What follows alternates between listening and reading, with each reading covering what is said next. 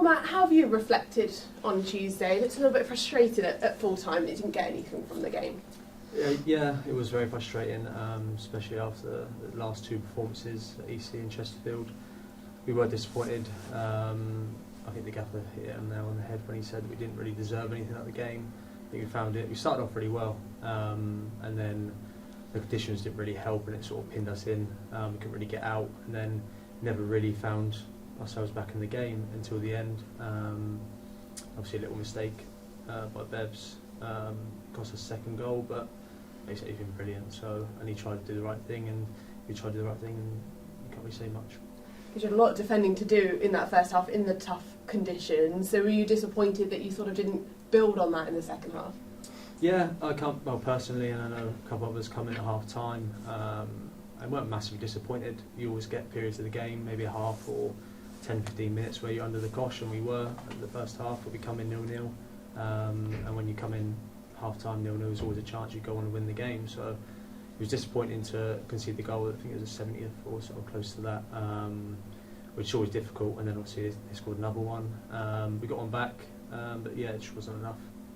Yeah, and the two positive results before that, you just touched on them. Do you, as a dressing room, have to focus on that?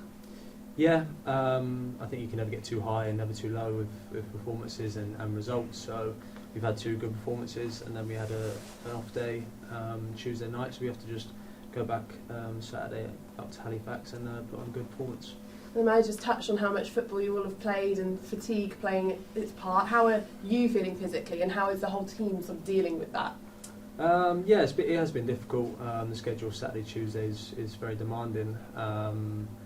I think I had a break a couple of weeks ago. I had a rest in the game, and then obviously I fell ill on the weekend, which was not good. But no, I feel okay now. I think that a lot of the lads are struggling a little bit, but we've got physio in now, so we will look to be good for Saturday. And it's the third away game in a row, and as you say, you travelled to Chesterfield but didn't make the squad in the end because of illness. Does that take its toll as well, the travel? Yeah, definitely. It wasn't a fun weekend for me.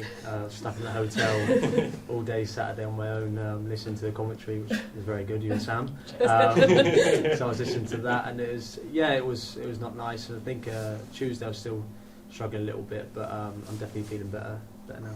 Good. And personally, you must be pleased with how this season has gone for you. But next 10 games are really big, aren't they? Yeah, no, I'm happy. I'm happy that I've started to add some goals to my game, which I wanted to do from the start of the season. But like you said, next 10 games is massive, and as a team we need to pull together and get some points. And I know you're only 25, but you are one of the more experienced players in terms of particularly being at this club. How have you sort of taken a bit of a leadership role in the dressing room, how big these games are for the club? Yeah, I think it's realising, like you said, how big it is. Unfortunately, I've been on the receiving end of being relegated, which is not a nice feeling. And I strongly believe that the group we have is more than capable of getting out of what we're in. I don't think we need to panic. It's the one thing we don't need to do. We've got 10 games left, which is a lot of points, 30 points. So there's a lot of time we can put right. So we should look for the next game and keep pushing on.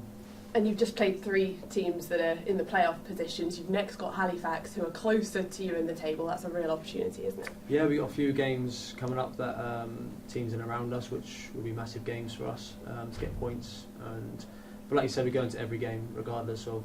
You see, we played Chesterfield, Eastleigh, a great result against Eastleigh, which is their playoff team. Chesterfield, the lads were brilliant. So any team can beat anyone. So we looked at every game to win it. And how is the confidence in the dressing room at the moment? I think it's good. I think it's high.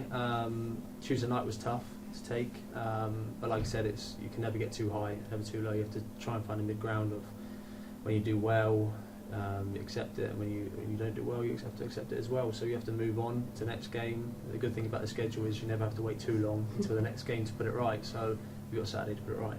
And the manager spoke just previously about the characters that you've got in the dressing room, but there's been quite a lot of new faces over this season. How has the dressing room changed from the start of the season to now? Yeah, like you said, there's been quite a few new faces, but we've always had a strong sort of core that's sort of kept the change room together.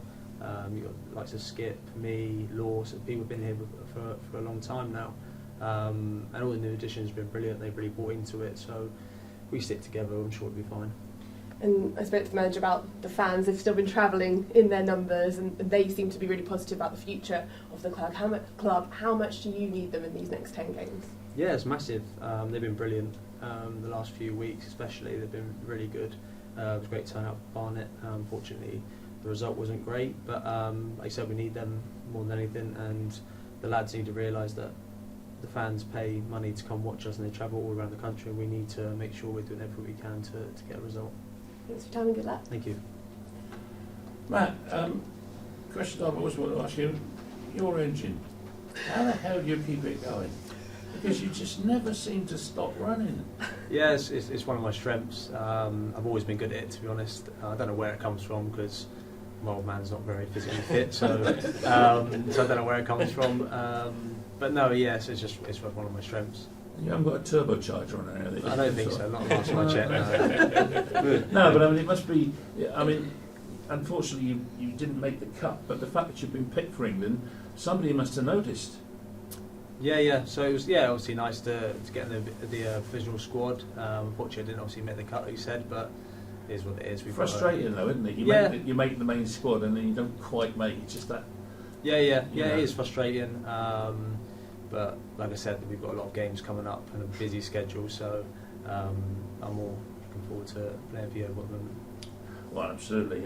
Wouldn't say anything else, really.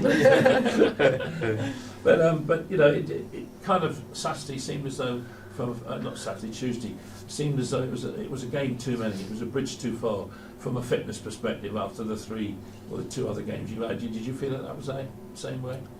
Yeah, it could be that. Like you said, the gaffer had to rest a couple of players. A lot of lads have played a lot of minutes this season.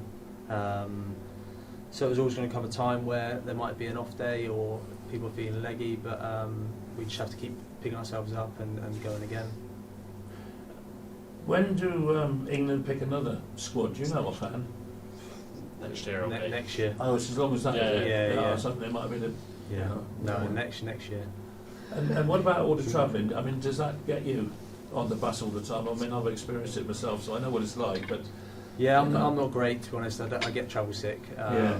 so I have to make sure I'm facing the right way of the drive. So, but no, it's good. The coach is brilliant. It's very comfortable, and I have to listen to Lawson the whole way, which is that's nice, wasn't it? Yeah, I don't know if it's nice, but no, yeah, it's a good coach, and it's part of Do you have music blaring out all the time or not? Not really. No, we like to play Uno, little games. We like to wind up Lawson again. So yeah, no, it's enjoyable. Well, be thankful you don't have to put up with the music, because I always used to like to have a sleep on the bus, but Yeah, no yeah. chance to. I like to sleep a lot as well. So. Yeah.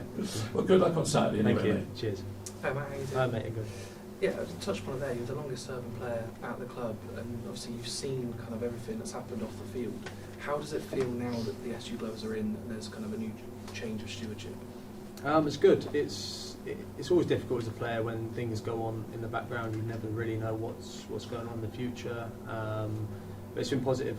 I think people can see around the ground on match days that the feeling's much better, which is nice for especially the fans and us, and we can really concentrate on the pitch.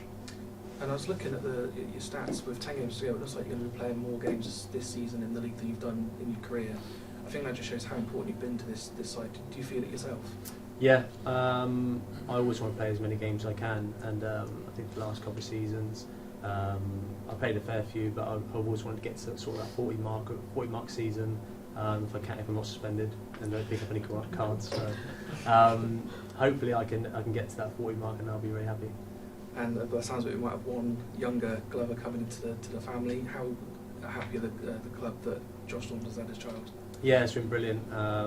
He must have had a very stressful weekend, and he put a good performance at Chesterfield as well. So I think it was a great weekend for him. Obviously, he got back, managed to see the birth of his little girl. So no, everyone's really happy for him and his partner.